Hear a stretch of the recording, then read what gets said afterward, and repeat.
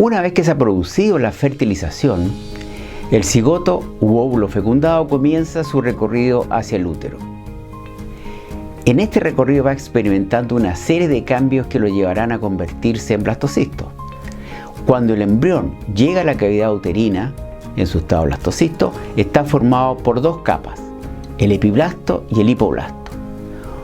Una vez que este blastocisto se implanta en el útero, su masa celular interna comienza a modificarse para formar el disco germinativo trilaminar, una estructura con tres capas embrionarias diferenciadas que darán origen a todos los órganos y tejidos del embrión.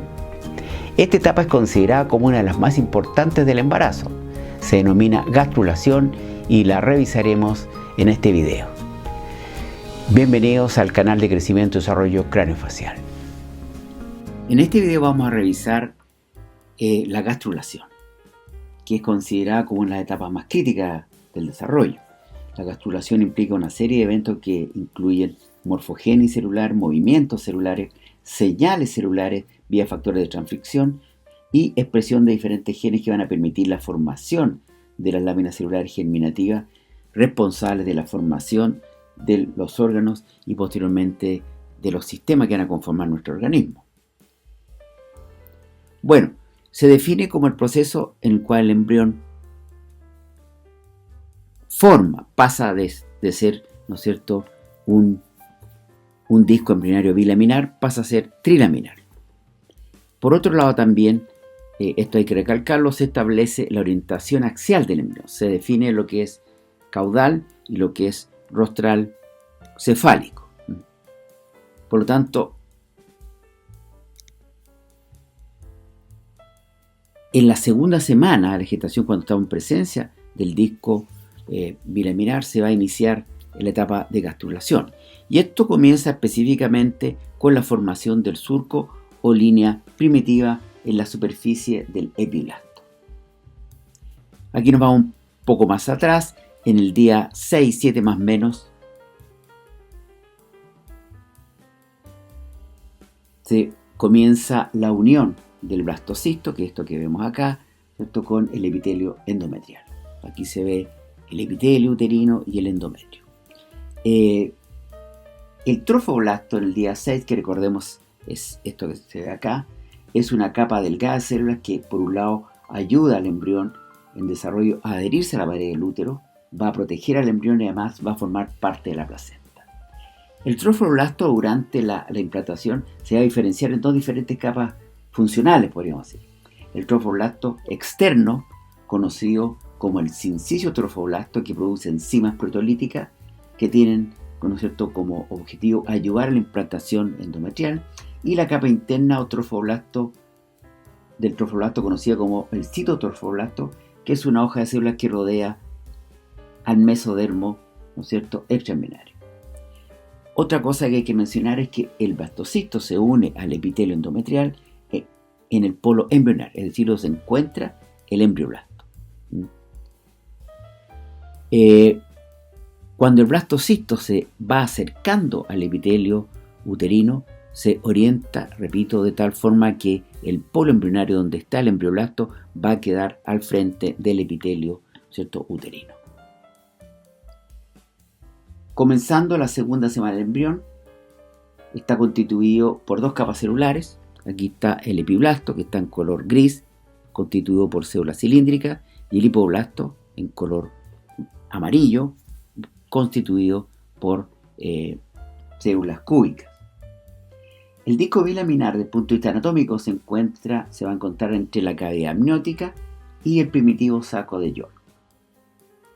En el día 11-12 aproximadamente, el blastocito va a estar casi completamente inmerso en este epitelio, ¿no es cierto?, este estroma uterino. Aquí vemos lo mismo, el disco bilaminar, el epiblasto y el hipoblasto, también conocido como endodermo primitivo. Bueno, la gastrulación se inicia con la formación de la línea o surco primitivo, que es lo que se ve acá. Y en el extremo vamos a tener, se ensancha. La línea primitiva es una condensación celular longitudinal en la línea media, ¿cierto?, del epiblasto, que procede desde la parte posterior del embrión o, digamos, de la zona caudal, ¿ya? Y es inducido a través, ¿no es cierto?, de las células que se encuentran situadas en el borde del disco embrionario en esta zona.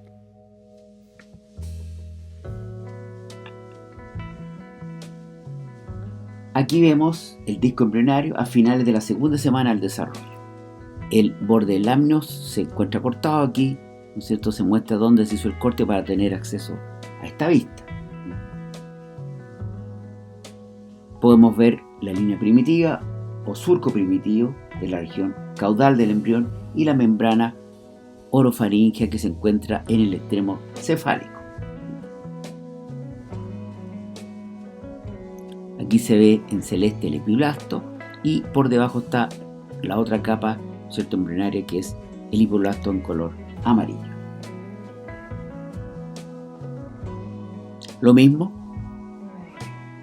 este es un corte transversal, este es el extremo craneal, cefálico o rostral. Aquí se ve el surco primitivo y el ensanchamiento de origen a nodo primitivo.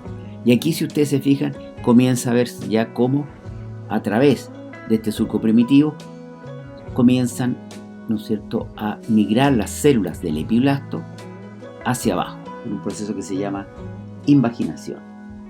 Estas células migran y van a desplazar a la mayor parte, ¿no es cierto?, a las células hipoblásticas, que posteriormente se van a convertir en el endodermo.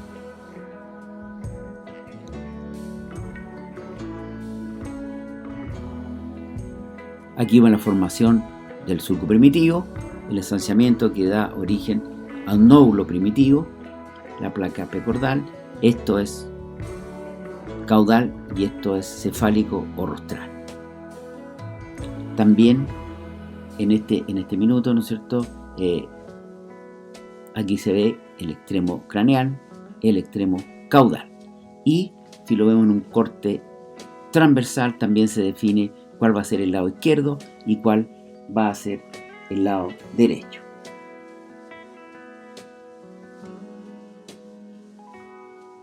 Aquí está el nódulo primitivo y, como había mencionado anteriormente, a partir de este surco primitivo comienzan a migrar células hacia adentro a través del nódulo primitivo y que posteriormente se van a desprender del epiblasto, se deslizan hacia abajo en lo que llamamos invaginación.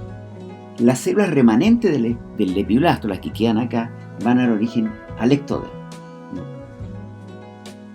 Aquí se ve cómo en una primera oleada se empiezan a migrar estas células, se van hacia abajo, desplazando, ¿cierto?, a las células del hipoblasto, convirtiéndose entonces en el endodermo definitivo.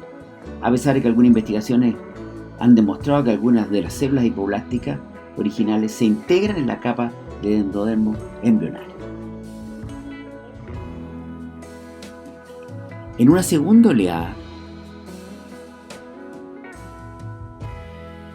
también células del epiblasto van a migrar a través del surco primitivo y van a dar origen, estas células que van en color rojo, a la tercera lámina, ¿no es cierto?, de este disco, dando origen entonces al mesodermo definitivo. Aquí se ve, tenemos entonces ya el disco trilaminar. El ectodermo, las células que quedan, que no migraron y que quedan en el epiblasto, se van a convertir en el ectodermo. Tenemos aquí el mesodermo y aquí tenemos, ¿no es cierto?, el endodermo.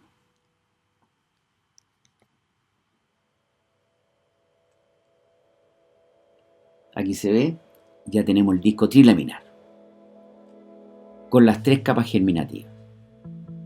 El ectodermo, que fue originado, ¿no es cierto?, por las células que quedan en el epiblasto y que no migraron, el mesodermo en color rojo y el endodermo. En este video se aprecia claramente la proliferación y posterior migración de las células del epiblasto hacia el surco primitivo. Bueno, aquí tenemos el surco primitivo, la fosita primitiva y cómo se empieza a elongar, ¿no es cierto?, este surco primitivo desde caudal hacia cefálico. Se forma una elevación o sea, levantamiento que posteriormente va a dar origen al nódulo primitivo, también llamado nódulo de Hense, que tiene una gran importancia en el desarrollo debido a que además de ser un gran centro señalizador, es el área a través de la cual van a migrar células de una corriente que va a ir hacia el extremo anterior del embrión. Eso lo vamos a ver en los próximos diapositivas. Bueno, si ustedes se fijan, el disco embrionario pasa de tener una forma redonda a una forma oval y finalmente toma la forma de pera. Y esto entonces, a partir de ahí, comienza la migración e invaginación de las células del epiblasto a través del surco primitivo. Aquí podemos ver en otro, a modo de resumen, en otro video, una vista dorsal del surco embrionario, cómo a partir del día 13 se forma el surco primitivo y el nódulo primitivo. Lo que está en color celeste es el epiblasto. El día 15, si hacemos un corte transversal del disco embrionario, podemos ver cómo las células del epiblasto migran y se invaginan a través del surco primitivo para formar lo que habíamos visto ya, ¿no es cierto?, la capa del endodermo definitivo. Y una nueva capa en una segunda oleada que va a formar la tercera capa o el mesodermo.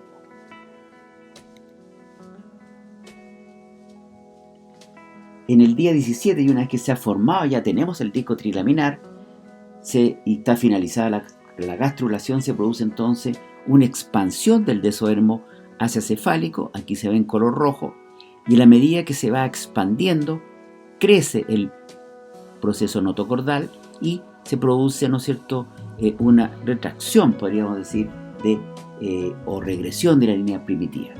Y se va a dar origen entonces a la placa neural, que está en un color más celeste oscuro y que va a ser, ¿no es cierto?, el futuro sistema nervioso. Aquí podemos ver, ¿no es cierto?, el epiblasto, cómo comienza a crecer desde caudal a cefálico, ¿no es cierto?, la línea primitiva. Aquí tenemos la membrana cloacal en el extremo caudal y la membrana bucofaríngea en el extremo cefálico. Y la formación de las tres láminas, ¿no es cierto?, el endodermo, el ectodermo y el mesodermo. Aquí vemos el crecimiento del proceso notocordal hacia cefálico y cómo se produce entonces la unión del proceso notocordal con el endodermo.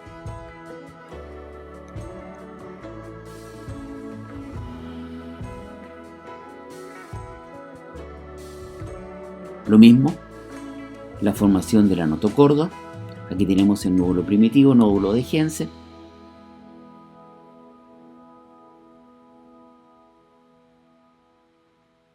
Estas células de la fosita primitiva, la que está ubicada acá, ¿cierto?, se invaginan entre el ectodermo y el endodermo y migran hacia el cefálico, formando entonces un sólido cordón de células en el plano medio llamado el proceso notocordal.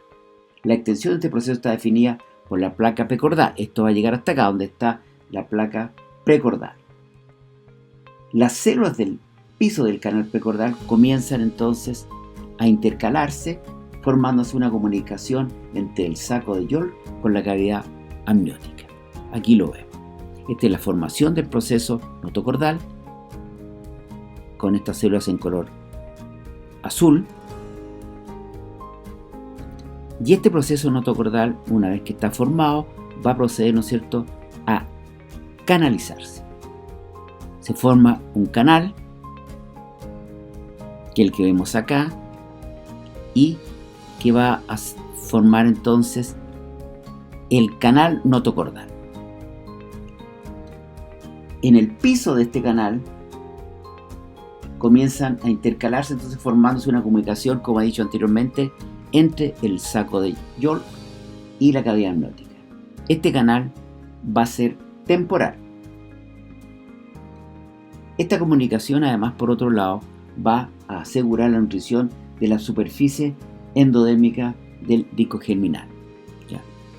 Aquí se ve cómo se produce esta comunicación.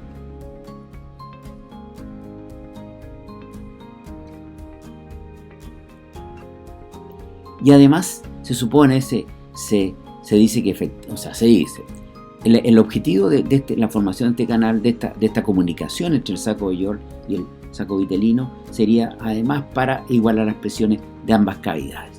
Repito, entre la cavidad amniótica y el saco de York.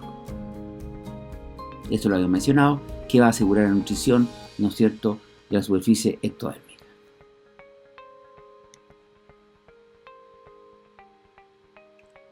El remanente del proceso notocordal que vemos aquí en azul, ya está canalizado, se va entonces a desdoblar, quedando plano, lo que va a originar la placa notocordal. Una vez formada esta placa precordal, se pliega a lo largo, aquí tenemos la placa notocordal, posteriormente se pliega a lo largo de su eje, separándose del techo del saco de York, constituido por la hoja del ectodermo. Las células de la notocorda proliferan en una dirección craniocaudal, formando entonces el cordón sólido pero flexible que va a constituir la notocorda definitiva. La importancia de la notocorda definitiva es que va a ser el inductor principal de la columna vertebral primitiva y además va a inducir el ectodermo que la cubre para adelgazarse y diferenciarse en el tubo neural. Aquí vemos cómo, ¿cierto?, hay la retracción del surco primitivo, el crecimiento de la placa notocordal,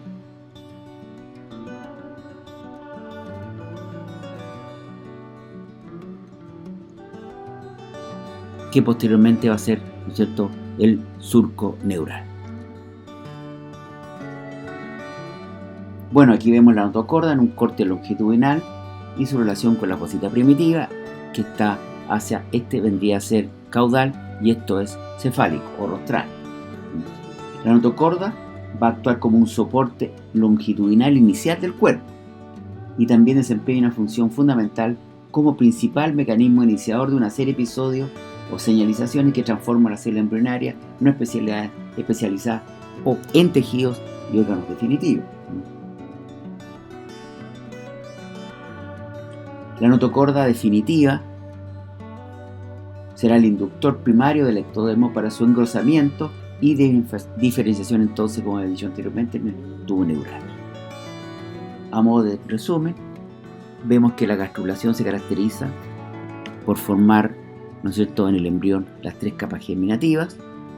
Se establece además la orientación axial del embrión y la gastrulación va a representar entonces el comienzo de la morfogénesis.